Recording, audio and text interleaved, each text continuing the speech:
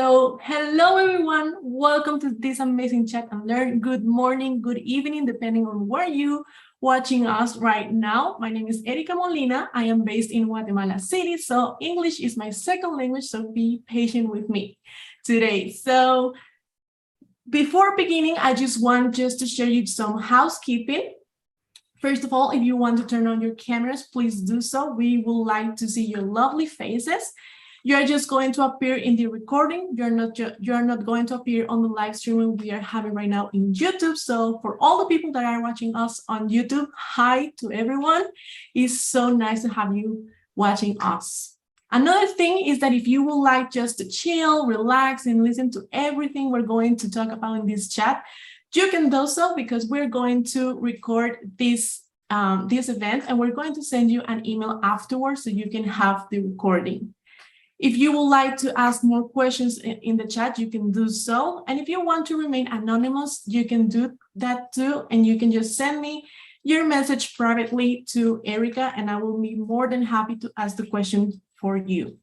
And the last thing will be that if you want to keep up with us on social, you can just find it at Power to Fly or subscribe to our YouTube channel. So now I just want to talk a little bit about more a little bit about Moody's. So just give me 1 second here that I'm having a little bit trouble. Hold on. I'm having a little trouble in here. Let's just give me 1 second.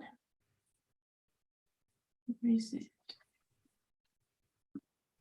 And just stop sharing my screen for a little bit. I'm trying to find, I don't know. Sorry. Yeah, Pali, could you please share the screen for me? Sorry about that.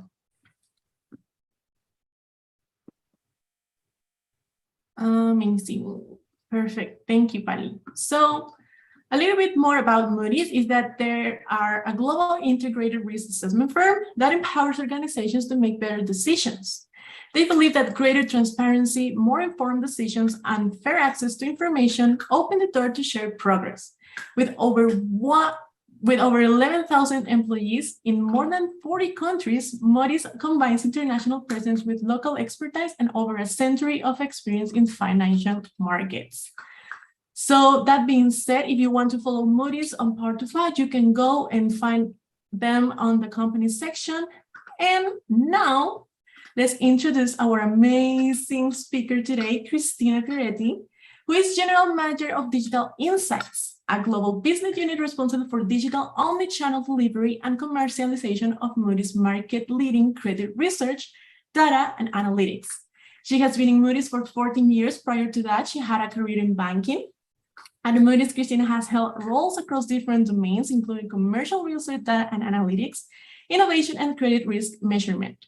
Her ability to drive change, focus on leveraging cutting-edge technology, develop a customer-centric culture, and lead empowered and motivated teams have been key to her success. So we can stop sharing this screen. Thank you, Pali. And if you can spotlight us so we can be on the... Something I would like to add that I found out is that Cristina is founder and executive sponsor of Conectamos, Moody's BRG for Latino employees. I really like that because I'm a Latina, so that's really amazing, Cristina. And I don't know if you would like to add something else or anything else in your bio. Yeah, well, I would just add, so first of all, hi everyone, and thank you for joining and spending this hour with us, and whoever is gonna listen afterwards, thank you. Thank you for listening to us. I'm actually Venezuelan, so that's what I was going to add. That's, I grew up, I was born in Canada actually, but grew up in Venezuela, spent a lot of years there. let's leave it like that. So, Latin America and Venezuela are very close to my heart. And that's why I'm very keen to, participate in this type of conversations, and also why, we found the Conectamos in Moody's, and we're trying to support Latino professionals as much as we can.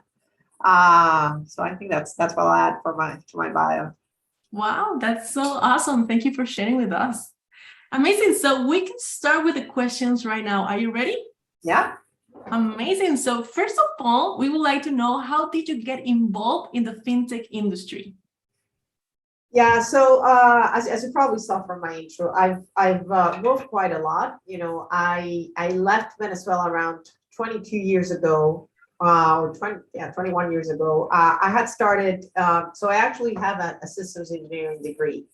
And after I graduated, or while I was studying, I discovered that I love technology, but I didn't want to spend my time coding. So, and it's kind of funny because, I'm very close to technology and I love it. I'm just the coding part probably is not my part. So that's why I started a career in banking, and I did banking first in Venezuela, then in Spain.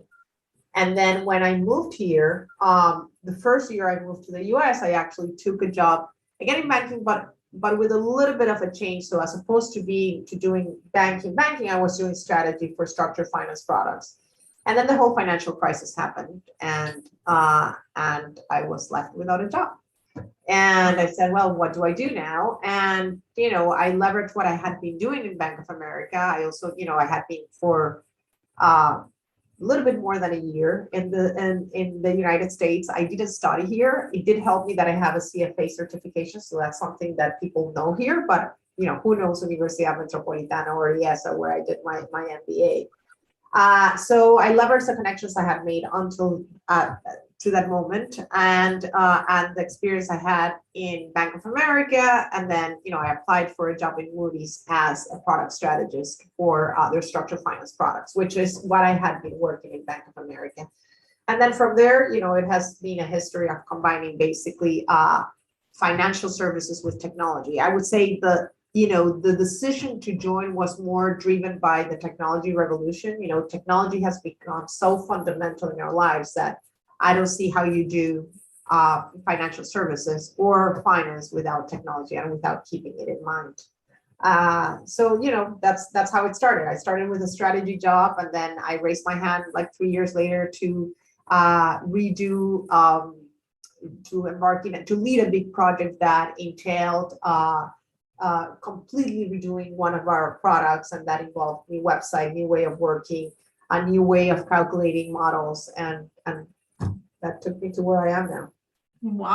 Wow, that's amazing. And talking about that, now I would like to know, what challenges do you have in that transition?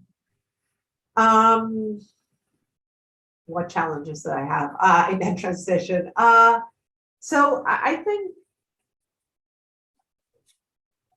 I would say the challenges are kind of proving that you can do it, right? Which is a lot of the questions I saw from the Q&A. It's, well, how do I, with a different background, how do I prove that you can do it? And to me, a lot of that, it's making sure that you try to always be learning and always be in the loop. Like,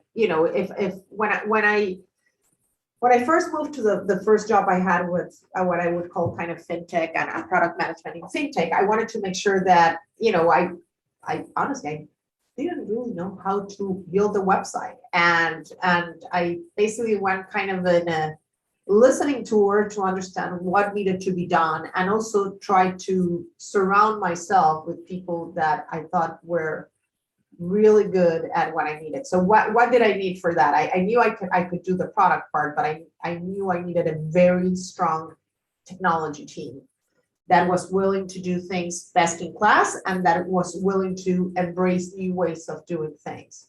So at the time, and I'm talking probably 10 years ago, or, the new ways of doing things were, well, cloud was very nascent. So we actually were, one of the first teams in the company that were using the cloud to do calculations of the model that was powering the website. We make sure that the front end was developed with a tech stack that was best in class. We implement Agile as a way of working. And it was just, I think that what helped me with the transition was, again, making sure that I had in my team people that were really good and really willing to innovate, and seeing how, leaders in the space were developing, and having that kind of mindset of first partnering, and second, making sure that we were always striving for the best. And I think part of the, two of the things that are key to me in anyone that's working on fintech is, the industry is evolving so fast that you have to keep looking at what are others doing, and not necessarily your competitors, but in general, where is technology going? Where are our expectations as customers going? So you can keep, evolving the way you work, the way you think about your product, the way you think about, the what you're developing to meet those expectations. Wow, amazing. And since this is a male-dominated industry, what lessons did you learn from navigating the industry as a woman? That's a good question, and a tricky one. I think, and again, it's easy for me to say because now I'm in a position of, being the head of a team. So it's always easier as a woman when you're heading the team, or not easier, but, some people might say, well, it's very easy to say to you when you have a team under you. But I think one of the big changes that I made in my career around 8 years or maybe more, 10, 12 years ago, was speaking up and trying to work in my confidence. I remember at the very beginning, my first manager in Moody's said in my performance review at the end of the year, he said, I know you have so I'm very happy with your work, and I know you have very good ideas, but I need you to speak up more in a meeting. Because, and I would go to those meetings and I would feel like, of course, I had 1,000 ideas on my head, but I felt like it was never the right moment to say them, that the comment was not relevant enough. So after that review, I made a commitment with myself, and I decided, provided that I have a relevant comment, I'm always going to try to talk at least once during the meeting. And then from there, I evolved. So I think confidence, being confident, be prepared first, so I'm not a believer in swinging the meetings, at least when you're earlier in your career. And second, be confident and try to own your place in the room. If you're in a meeting, if you're in a conversation, it's probably because somebody thought you should be there. So, I think a big part of it, it's confidence. Amazing. Wow, confidence. That's something that it's really important, I think. Being woman, I think. Well, being a woman, and we also, we suffer a lot of the, we ask ourselves, why am I here? Do they really know, how much I know? Or are they all very prepared? And I think that's, as women, we tend to doubt ourselves a lot. Exactly. I remember at that moment, I read a book called The Confidence Code, which to me was amazing. I related to a lot of the things. It's two authors, and the authors interview several women in the business world, in the political world, some people that are doing research. And to me, it was very helpful to see, first, to learn that I was not the only one that felt that way. And second, leveraging some of the tips that they gave to make sure that you gain that confidence. Awesome. Thank you so much for that. And talking about roles or the fintech industry, what are the main skills that we should foster if we want to get into fintech? And maybe if you can share a little bit about the roles we can find there. Yeah. So I think it all depends. If I look at, and maybe let me take a step back and talk a little bit about what do I do now. So basically, I manage a group in Moody's called Digital Insights. And what Digital Insights does, it's basically we are commercializing all the research and the data and the analytics that come out of the rating agency. So Moody's rating agency, basically, it's assigning, through a rigorous process, assigns ratings to bonds that are issued in the market. And we take the research that is produced by those analysts that assign the ratings to, educate the investor community as to, what is the profile of the company, what could drive the rating up, what could drive the rating down. Now, You could say, well, what does this have to fintech? Actually, the way you're going to deliver that product is through a website. And when you start thinking about a website, you start thinking about, okay, how do I render the content? How do I make sure that it not only is displayed in a computer, but it can also be displayed in a cell phone, that you can not only read it, but you can listen it. How do you make the product interactive? What are the other things that should support that research, interactive charts? How do I offer a personalized experience? So there's a lot of things that talk when you're trying to distribute content to someone, content in the form of written words, of charts, of analytics, of scores, of you name it. So to accomplish that work, well, first we have a big group of technology. So if I think about my group, there's around 60% of the people that are technology. And by technology, I mean people that, an awesome team that has hands in keywords and it's coding to make what we want to display a reality, to make sure that we have, a website that looks terrific, that it's performant, that it doesn't go down. So the big part of this technology. And in the technology world, there's going to be different roles. There's people that are managing, our cloud operations. There's people that make sure that we can ingest the data, and there's people QAing everything, and there's a lot of people that are working and making sure that you can actually, see things and look at the website as you see it every day. So that's a big part of the group. The other big part it's product people.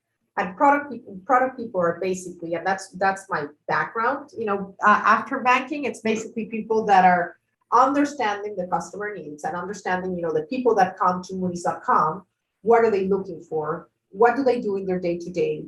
How is our information relevant to them? So it's a lot of understanding the customer and then, kind of going the other way and say, okay, what does this mean in terms of a product? And what are the requirements that I need to give a technology team to be able to develop a website that address the needs that I heard from the customers? So that's another, big part of it's a product technology. And then I would say there's also a big UX component, which is user experience. So we have a group of designers that are basically working with these two teams to make sure that that things look nice, that are intuitive, that are easy to use, and then monitoring the way we work. And then finally, there's the whole marketing, sales, customer engagement to make sure that we're communicating the value of the product the right way, that we're selling and making revenues out of it. So I guess what I wanted to tell is there's a lot of roles.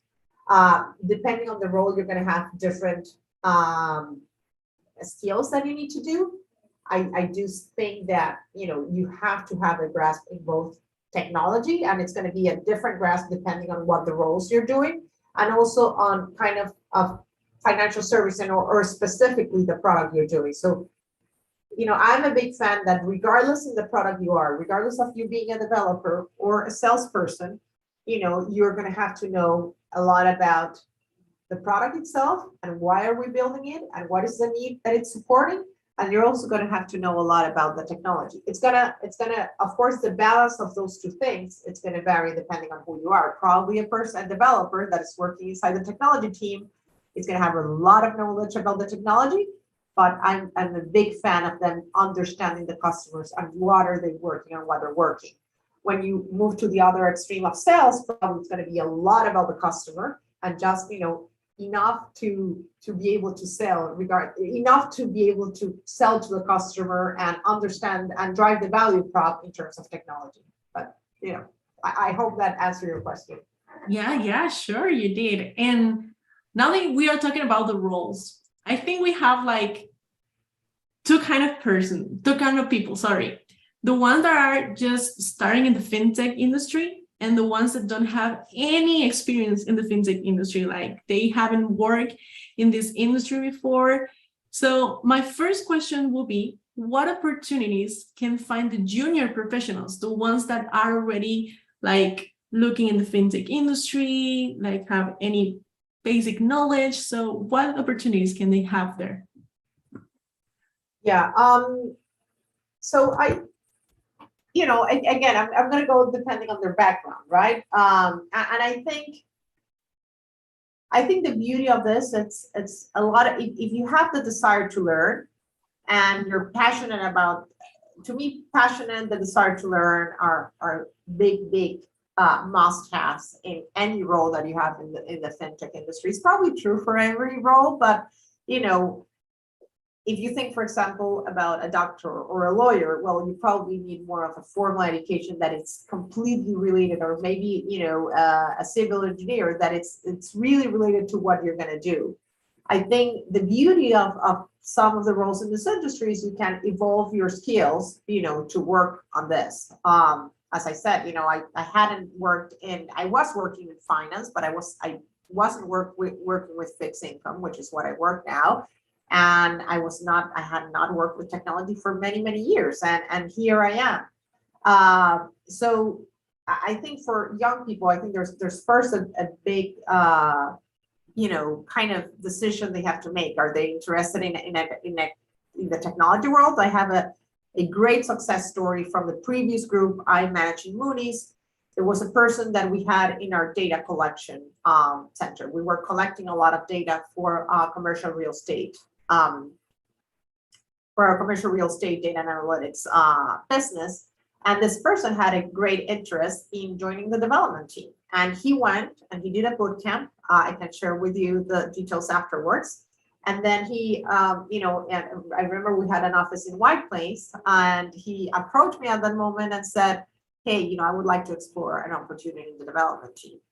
And we put him in contact with the head of tech, and they interviewed him, and he moved to the development team. And to me, that's a great success story about, someone that was basically, doing surveys and collecting data through the web and through phone calls, to someone that now is, part of the development team. So that's one story. And then the other idea is you go to your product or you go to marketing. And again, for that, I think you have to learn a lot about the product, but I don't think you need the knowledge before, and you have to show an interest in, technology and developing for customers, getting to know the market, etc. Yeah. Awesome. And since we're talking about this, like if I am going to apply to a role, to a job offer, as a hiring manager, what are you looking for in a candidate with non-traditional experience? How can we best present those skills or aptitudes in our resumes? And if there are any industry-related certifications that could help to make our resumes to stand out? Yeah, so I'm going to go maybe back to the tips I gave in the slide that we're going to share afterwards, which I said, be prepared and be ready. And I remember when I first moved to the US, one of the things that I think really worked for me was I would spend a lot of time preparing for the interviews, and what I mean by preparing to the interviews is making sure that I knew what the role was about, that I knew what the company was about, that I understood where the company was going to, so do your research about how do you think your skills could be relevant for that. And if you not necessarily have the knowledge, I think part of it is it's thinking when you interview for the role, well, how would you acquire that knowledge? Or what are the other things that you've done in the past that could be relevant for what you're doing? And then, so that's one part, knowing the company, knowing the job. I think nowadays, and I haven't really interviewed for 14 years, but we have the benefit of LinkedIn, which allows you to kind of know your interviewees and understand, what are the type of posts they do, what is their background, what they've studied. So I think that's the big part of being prepared for the interview. And then, I think it's, you also have a lot of data and articles available. So I would say, if you're interviewing for a product management role, well, Google product management, or look at product management groups in LinkedIn, or go to Medium and look for product managers, and you can get a sense of, what does a product manager do, and kind of try to make the homework of, okay, how do the skills that I have connect to someone to what a product manager does. I know the question was more about, if I have a non-traditional background, how do I get it? But I think to me, part of it, it's on us to say, okay, to get an understanding before the interview, before you apply to the role, about what does a product manager do, for example, and that if we're using that example, and try to connect the dots or talk to people beforehand that can help you connect the dots. I think there's so many things online that, I'm a big fan of learning, and I'm going to give you one last example. In the last, I don't know, 10 years, I've moved from, first I did structured finance. I have to learn that from scratch, because you kind of do product management for structured finance if you don't know the side. Then I moved to manage a product that does credit risk measurement, and had a very complicated model. So, I had some skills that were applicable, but it's more about, but you also have to learn. So again, I learned that. And then I went back and worked in the innovation unit of Moody's, and I had to learn a lot about machine learning. So I think the common pattern on all those things, it's wanting to learn, big part of it is wanting to learn new things, and be quick about, what are the information sources, how can I learn, how that can I apply that to my job? And I don't know, I'm a big believer in flexibility and learning, but I also think that we have to do the work. Yeah, that's right, actually. And since we're talking about learning, right? I know that this industry is constantly evolving. Mhm. I have two questions, but I will start with this one. Yeah. Like, how has the way you work changed over the last years with the fintech revolution? Yeah, so I would say it has changed a lot. And the first thing I'll talk, it's the way we think about developing products and launching things to the market. I don't know how many of you have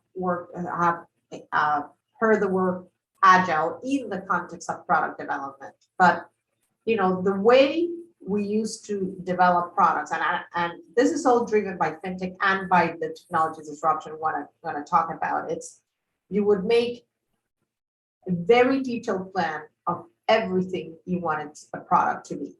So let's think just about the phone. So if I was developing, I would think about every single feature that I wanted that phone to have, and then I would make a 3-5 year plan and put a bunch of people, and then at the very end launch the product to the market and say, okay, this is the iPhone.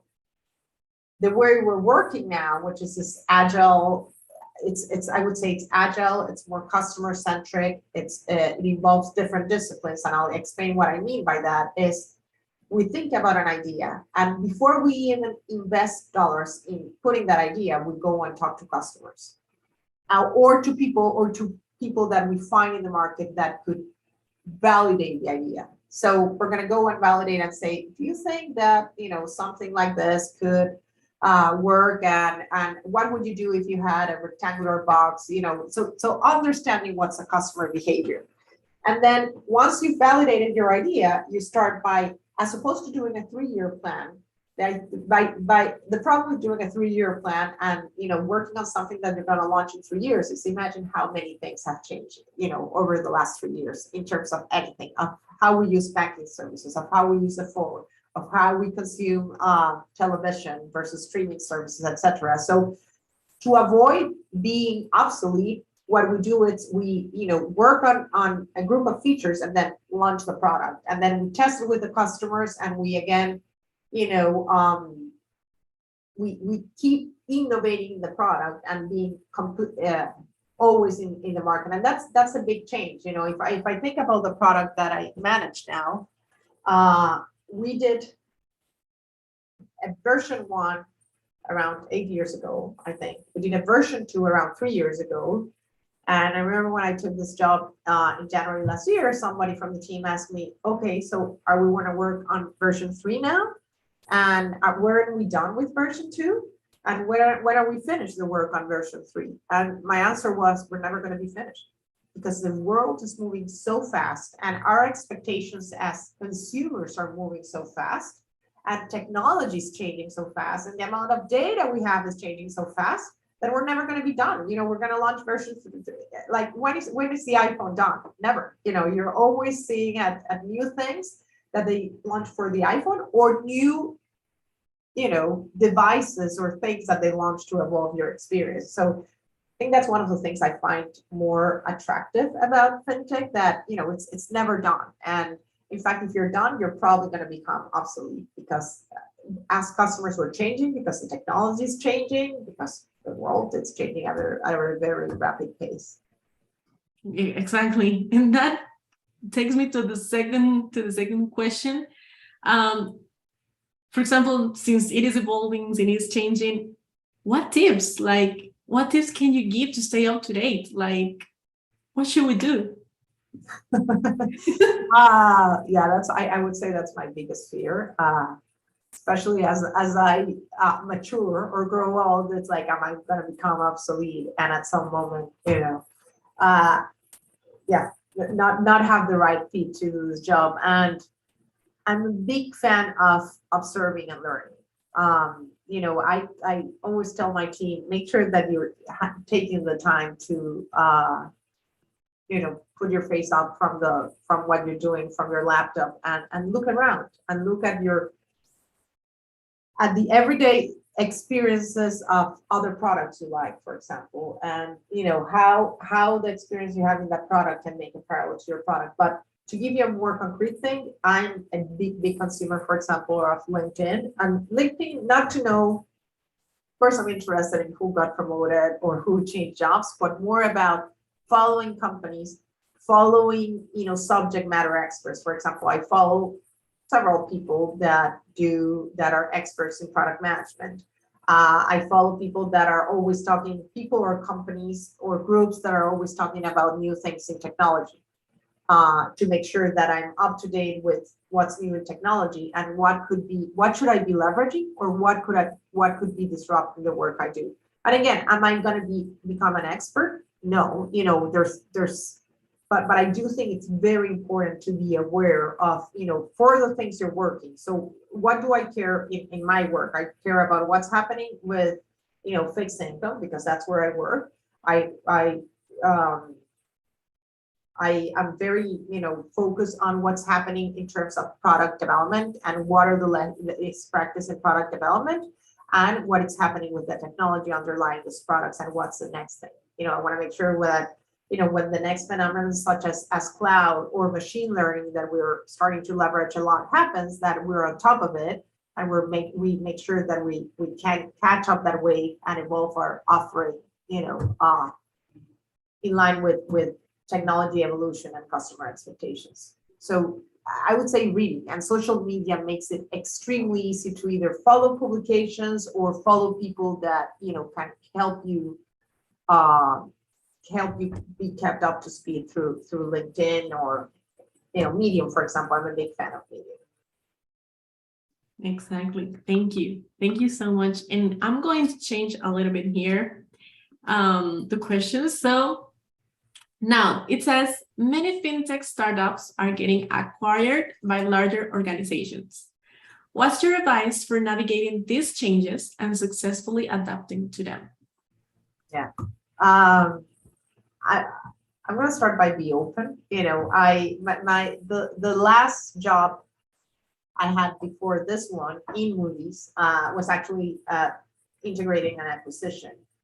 And, and it was not a fintech, it was established company, so it's a little bit different, but we have acquired several fintechs over the last years. And of course, it's there's tricky things, because there's a different culture, and a big company has probably more processes in place and more governance in place, but it also has some other very good things. So I think being opening to see, well, what are the things that I as a fintech bring, which there are a lot of things, otherwise the company would not have acquired that, and working with the acquiring company to make sure that you can leverage and preserve those things, and make sure that we can adapt as a larger company what are the things that made that acquisition attractive in the first place? Maybe it was technology. Maybe it was, a new idea that they had uncovered to target a niche market. Maybe it was a better way of doing what we're already doing.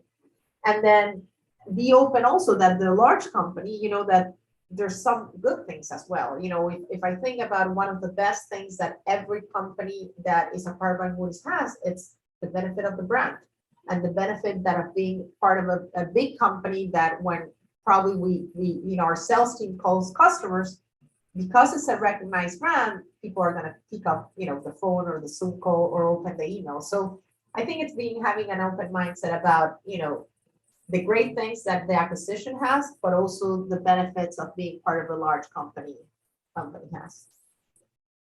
Okay, perfect. Thank you. So I just want to remind all our attendees here that if you have any questions, you can just drop that on chat, and we will be more than glad to answer them. So moving forward, what is your? Oh, okay. So you were talking before, and you mentioned innovation. Mm-hmm. So, what's your key advice for fostering an innovative mindset? In the company or as a person? As a person. I would say it's the desire to learn and to be open to new things, to change. And by the way, I'm a big believer that at this times you kind of necessarily have to have an innovative mindset, because I think technology is going to it has already fundamentally changed a lot of the things we do in our day-to-day life, and it's going to change them, even more. Think about, because we're talking about financial services, we can talk about, how that has changed and how many times you still go to the bank, and what are the amount of things that you can do through your phone, and what does I don't know, think about Venmo that didn't exist, or sell it, or many things that have changed. If you think about the way we consume content, how that has changed. And I think those are very visible examples, but in my view, everything is going to change. So I think don't be resistant. Again, read a lot. Try to draw the parallels of how how innovation in some areas could be applied in the area you're working on. I was thinking also, technology in some sorts, and it can bring a lot of efficiencies to work, and and that's a lot of the disruption is basically about bringing efficiency to our day-to-day lives and to the work that has to be done by us as individuals and as companies.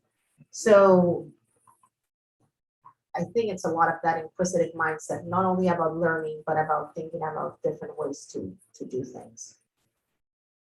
Awesome. And you mentioned company too. So like, if you're a leader, right, how can you make your team to be innovative actually? Yeah, so I'm going to go back to, some years ago, we were in 2015 and we were looking at, all the disruption that was happening in financial services. A lot of startups, entering kind of there were a lot of lenders at the point starting to penetrate the market. And we remember as a company, we said, okay, we have to start thinking about what does this mean? So we as Moody's Analytics, which is a part of the company that I'm on, our main type of customers are banks and asset managers and insurance companies. So a lot of companies that are in the financial sector. And we had a big question about, well, with the fintech, with all the fintech revolution, what does this mean for our existing clients, and how do we make sure that we remain relevant to them, so our product offering remains relevant to them as they go through these changes, and also we're able to serve new participants that might appear in the market, or companies that were not traditionally involved in financial services, that are now involved. So think about, Apple and Apple Pay. Think about Amazon and Amazon. There's a lot of these companies that were not in financial services, and somehow they, either because they entered the payment space or other, are starting. So the whole landscape changed, and that's when we decided to found an innovation unit. I actually was one of the founding members here at Moody's of the innovation unit. And we wanted to make sure that we have a team of people that were dedicated just as seeing how the landscape was changing, how our customers were changing, and what that meant for our product offering. But we also wanted to make sure that our teams were, starting to innovate more, that as a company, it was not only a group of people, 5, 10, 20 people that were innovating, but as a company, we were, innovating. Because of course, 10 people are not going to do it really in terms of innovation.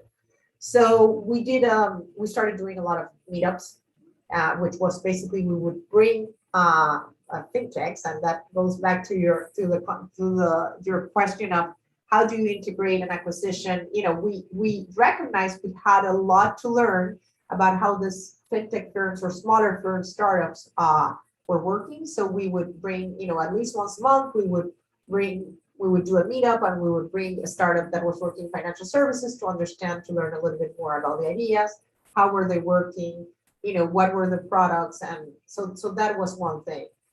We started doing a lot of hackathons across the technology team. We started doing crowdsourcing across an employees to kind of do competitions where to foster innovation and give them new ideas about new products, and then to whoever won, kind of train them on how to develop a product in an innovative way. So a lot of efforts to kind of change the way we thought, and to recognize that to keep being a successful and a leader in our space, we had to work on a different way.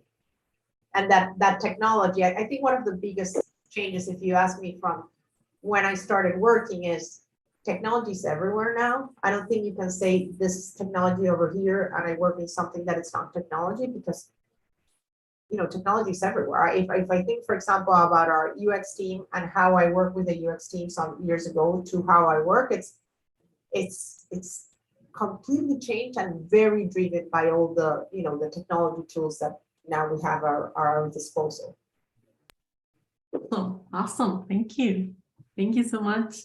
So I got some questions here. Let's see. It says, how can we start to build our network when we are not familiar with anyone in the industry? Are there any groups or events you recommend for connecting with professionals in fintech? Yeah, I have to say that the answer I'm going to give might be a little bit dated because of the pandemic and because I'm not in the innovation unit. But one of the things I felt was extremely useful, and I'm pretty sure they've gone back to life after the pandemic, was the meetup events. Again, it all depends on where you are, but I thought those meetups, I remember, we would actually host the meetups here in Moody's, and there were a lot of people that would approach us, either us as the hosts or the speakers to just introduce themselves. And I think by going to several of those events to start building more relationships, there's so many degrees of separation between you and a person that knows about fintech. So again, I would encourage people. I'm a big fan of LinkedIn. I go to LinkedIn as much as I go to Instagram or Facebook, and and I go because I think it's a great way to find new people that have similar interests to you, to know what they're doing, and to get to know what other competitors, companies that might be of interest, what's happening in topics that you're interested on. So I would, and the other thing might be, don't be shy. I would approach people that or ask people to introduce you to people and have a conversation. I think you would be surprised by the amount of people that want to help you and are willing to have a conversation with you about, what does fintech mean? What do they do in their job? Introduce you to someone that might be able to help you or that had a similar challenge at the beginning. So again, to summarize, go to events, leverage LinkedIn, and leverage your connections without being shy. Awesome. Don't be shy. That's something I am And actually. I want to maybe talk a little bit about that on the diversity angle, Yeah. because I think, if somebody had told me that being Venezuelan, a woman that did not study in the US, if somebody had told me that 20 years ago or 25 years ago, I would have said like, yeah, thank you, but that's not me. I remember when I first joined a meeting in the US, and I saw, a lot of young people that were just out of college, and that was not me. I was not out of college. I had worked for several years, and they would just, go to a meeting and raise their hand and express their opinion. I'm like, oh my God, I received the wrong education, because I'm never going to be able to do that. I'm never going to be able to, hold the microphone in my hands and talk. And I think it is difficult. It takes a lot of practice, but it's something that everyone here, at least in the US, does, and I would bet in Europe as well. So I think as diverse people, as people that maybe, we've had a different upbringing, we have to kind of, and it's really difficult. I'm not saying it's easy, but kind of see what others are doing, that are getting there, and try to practice and practice and practice until you get there. And it's not easy, but I promise you, I've done it. So set small goals and start little by little, but you'll get there. I'm going to give another example to you about, when I moved to the US 15 years ago, I had actually taken a hiatus in my professional career before moving here in Spain, because I had had my two now oldest kids. And so I was coming not only from a different country, with no, kind of educational, background here, or educational references here in the US, but also having been out of the work market for 2.5 years, 3 years. And I remember before moving here, someone in Madrid said, oh, I have 3 friends that I can give you the name of. And again, I was not ready to pick up that phone, but I decided, well, I'm so desperate. I don't want to stay home. I need to work in addition to that. So I picked up the phone. One of those 3 people actually ended up being my manager in Bank of America. So I want to encourage everyone to, leverage the connections, ask people, and give it a try. Because if somebody, when I landed to New York, 14 years ago, had told me that I was 7 months after I landed was going to work in structured finance products in Bank of America, would have said, there's no chance. I don't know anything about structured finance products. And I don't know this person, and why would they help me? And, it worked out. Well, I have to confess that you have become one of the people that I admire, honestly. Honestly. so, so we have 12 minutes left, and I would like to ask you, where do you see the future of fintech going? What is the future of fintech? That's a very tricky question, because it's evolving so fast that I cannot tell you. And I cannot put my finger on something that will stay the same. In fact, if I think about something that will stay the same, I think it's going to be more and more and more about the customers. And I'll talk about. So I think there's a couple of things that I can talk in broad terms about. First, it's automation. So I think we're going to see increased automation everywhere. I know that's a scary topic. I remember when I worked in machine learning and artificial intelligence some years ago in the innovation unit, it was something that, when you start talking and you say, well, the machines are going to take over, I don't think they're going to take over, but I do think we're going to see increasingly more automation in our lives, and, more automation of manual tasks. I think also there's a big theme around integration. And what I mean by integration is less defined lines about, a company does this and this other does that. And I think the example I put about, for example, Amazon and Apple and Facebook entering the financial space. Facebook started as a social media site, and now you have the marketplace, for example, where you can sell things. So I think you're going to see a lot of blurring lines across the industries and the jobs and those type of things. I think we're going to continue again as a continuation of the topic of a breakdown of the traditional models. So, and that's why it's so important that we keep our eyes open and we're looking not only at the work we do, but what's happening in our environment. And then I'm going to go back to the first point I said. I think it's a lot about the customers, and I'm going to give you one example on the customers, which is personalization. And the majority of the things we consumed are extremely catered to us. And we might say, well, it's a little bit scary because I have someone, watching, and, I look at something in Google and 2 minutes afterwards I go on Instagram, I have a suggestion to buy something, or I look at something in Instagram and then I go to Amazon and I have a suggestion of the product. But all our lives are about that, about personalization. And I think we're going to a world in Fintech also where we are going to do more and more personalization. It's a lot about knowing your customer and making sure that you are creating a personalized experience. That if I'm trying to sell you something, Erica, or to display, for example, let's say you are an analyst that follows, oil and gas, that I know exactly what you like, what type of companies we're following, where are you located. I know that, for example, you're looking at companies in Latin America. So a lot of personalized experience towards the customer. Awesome. Thank you.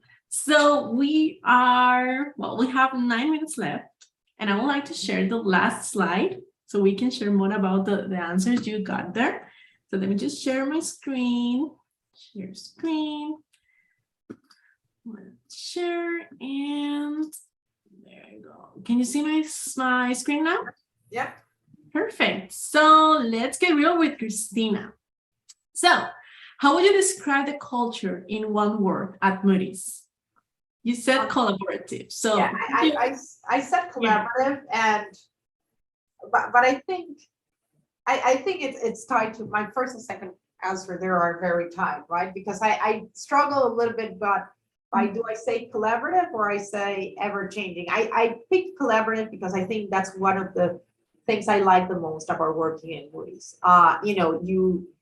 You get to work with a lot of smart and I would say very nice and friendly and collegial people, but it's also kind of a must. If you don't want to collaborate, you're probably, I think you're putting kind of your career on hold. So it's very important to collaborate and work with others. And I'm going to give you one of the things that I like more about my team, which is when we're developing a feature of the product. So let's imagine you're developing the homepage of a website. To put a simple example, you're expected to work as a team. So there's a person, as I said, from the product standpoint, understanding what the customers do. There's a designer involved, creating the layout and making sure that it's intuitive and that we're conveying the messages that we're trying to convey in that homepage are understood. There's a group of technology people actually coding and making that a reality.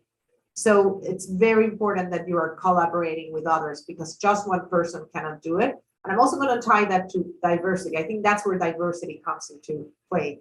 There's collaboration on a diverse team. It's much more powerful because, you have different perspectives and we all have blind spots. And I think it's very important to hear other perspective and be open. So by collaborative, it's not only sitting in a room or in a Zoom room and having different people, it's being open to other ideas and making sure how do we do the best with the different perspectives. Awesome. I love that. I really love that. And you mentioned that, but I will ask it. What's your favorite part about working at Moody's? You said change and opportunity. Yeah, I would say, I've had, this is like my 7th different role in Moody's. I've loved all of them. I think I like to do new things. I like to learn. I like to evolve. And I think because of the growing nature of our business, because of the amount of acquisitions that we've done, there's been a lot of, so there's that, the growing part of the business, and there's what I mentioned before about technology. Technology is evolving all the time, and that implies change. And with change comes opportunity and the ability for you to kind of raise your hand and say, well, I would like to do something else. So it's a combination of things changing all the time, which means it never gets boring, and you always have to learn new things, and you always have to try to work on new challenges, and the opportunity to do different things. Awesome. Awesome. Perfect. And the last question will be, what are your top tips for someone who is interviewing? You said, be prepared, research the company, the job, and your interviewees. Be ready, prepare your story and your questions, be confident, and be mindful of your communication skills and body language. Yes. Yes. So first, I said it before, and I think this was key, for me, and I still do it when, I'm exploring other jobs but I think knowing about the company, knowing about the job, knowing about the person that's going to interview you, it's key, and it's extremely helpful, first because it allows you to show your interest, in the job. If you come here, if I come here and you're asking very, it's obvious to me as an interviewer that you don't know what the job is about. You might have questions, and that's completely fine and encouraged, but at least you have to know, what do we do? We're in what market do we play? What are our main competitors? And there's so much information online that it's kind of an easy job to do. And then, research what is the job about. I try to think about why you are a good fit to the job. So I think a big part of the interview is helping the person that is interviewing you connect the dots about why do you have between you and what they need for the job, and why are you the best candidate for that. Then be ready. It's kind of the next step. So once you've researched the company, you research the job, and research the interviews, think about what are the questions that they could ask you, and what would be your answers to those questions. What are the things about you that you want to highlight in terms of why are you the best candidate for this job, and why they should not miss the opportunity to hire you, and how it's not only about you, but how can you contribute to make that role, and that how are you going to contribute to make that, that role and that initiative a success. And then I think a big part of that, and again, I think this is to me as a Latino and as a woman, this was also something that I had to work, like the idea of asking questions. This is something that, every candidate is expected to do this. This is something I have, my oldest son, it's preparing for college interviews, and he's extremely introverted and shy. And I said, Alberto, you have to make sure that you have your questions ready, because it's part of, it's expected, and it's part of you demonstrating interest for what you're applying to, either be, entering to college in his case, or getting a job for any of us. Be confident, again, and this is something I think I try to apply in everything, no, in the case of an interview, nobody knows more about you than you do. And I think it's very important to be confident, and also to be candid. If you don't know things, you don't know things, but try to give it a shot. Don't defeat yourself very fast. And again, be prepared, think about the questions they could ask. There's so much information online. You might know someone that knows someone that does a similar job, or that works in the company, or does your interview. So do your research. And then the last one is, be mindful of your communication skills and body language. The words that you say matter. Getting your interview from your desk or from a table versus from your car matters. Your body language matters. I want someone that, when I interview someone, I want to hire someone that really wants this job, because I want to make sure that they're going to put all their energy and all the passion into the group. So all those things, that's why I said, your communication skills matter, your body language matter, where you're taking that interview matters, how how you're looking at the moment in terms of, did you take the moment to, wear a proper shirt, or, have your hair, in a presentable manner. All of those things matter, because remember, it's you're giving an impression to the person that's interviewing you. Awesome. Thank you so much. And what will be the last advice you will give to the audience today before we say goodbye?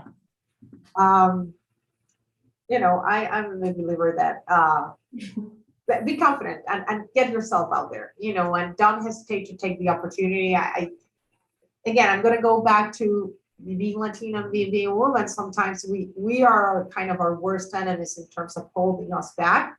And I'm not saying it's easy, by any chance, but I want to give a word of encouragement to everyone to give it a try. And not one try, we're probably going to fail many times, and it can be deceiving, but we have to keep trying and get ourselves out there. And don't hesitate asking for help. Amazing. Thank you so much, Cristina. Thank you for your time today. I really appreciate it.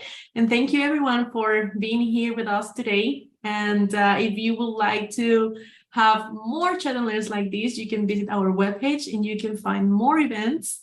And it was so nice to have you with us, Cristina. Thank you so much. And I need to give a shout out to Moody's and say, this is an awesome place to work. As I said, we have a lot of very exciting jobs. I want to encourage everyone that joined us today or is listening to take a look at our page in Power to Fly or our career side, because there's a lot of wonderful opportunities, and we would love to have a diverse and passionate talent join us.